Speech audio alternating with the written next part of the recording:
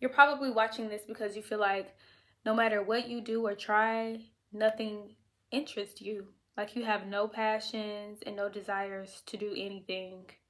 And I'm here to tell you, you do. I used to be this way until I cracked the code.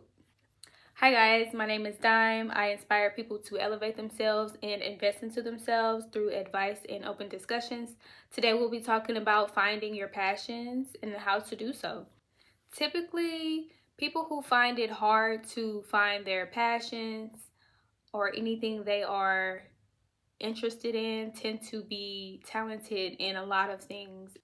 A lot of us are wired to think that we are only supposed to focus on one thing and be successful in one thing, but you can be successful in all the things that you are interested in.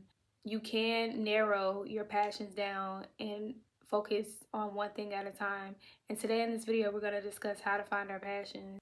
I want you to think about your childhood and what was the first thing that caught your attention and interest as a child. Not what someone told you you should be, not what someone told you they aspire you to do, but what was it in your heart that you just love to do? And it might be something very small. You might love to dance or to draw, or you had a passion in just storytelling or talking or reading books. Those little hobbies or little things that you did as a child are your passions, and you can always turn your passions into a career, especially nowadays that we live in a society where you can make money from doing anything. But that's for a different topic and video. I want you to write down the top 5 things or hobbies you did as a child that made you feel happy, that you know for a fact you would do every single day to this day. It could be something so mediocre and small.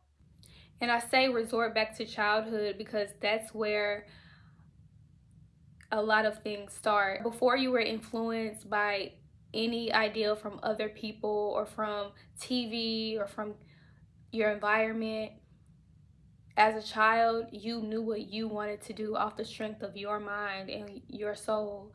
So think all the way back to your earliest childhood memory of what it was that you just naturally had a love, to do. When we grow up, we are trained to think that our hobbies or passions and interests aren't important when they were.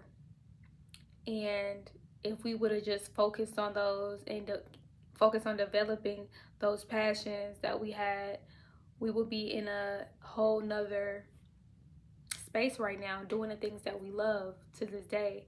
But society does not wire us that way at all. We have to go to school and pick a high-paying career that does not align with us or who we are since childhood. You have people who picked a career because their parents told them to, or picked a passion because they feel like that's the most highest paying thing to do, who wake up every day and hate their life, who don't enjoy what they're doing simply because they are doing what others told them to do for their life.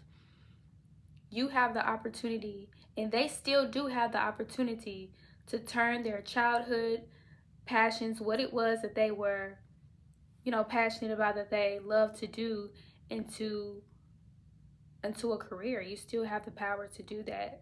So with all that being said, I challenge you to sit down and close your eyes, and even if you have to meditate to the days of childhood, and think about what were the things that you did that made you happy, that you were just naturally talented in, that you just naturally had a gravitation towards. Write those things down and see how you can turn those passions into a career. I can possibly make a whole separate video on how you can do that, but this video, I want you to focus on absolutely finding those passions and identifying what you should be doing for the rest of your life.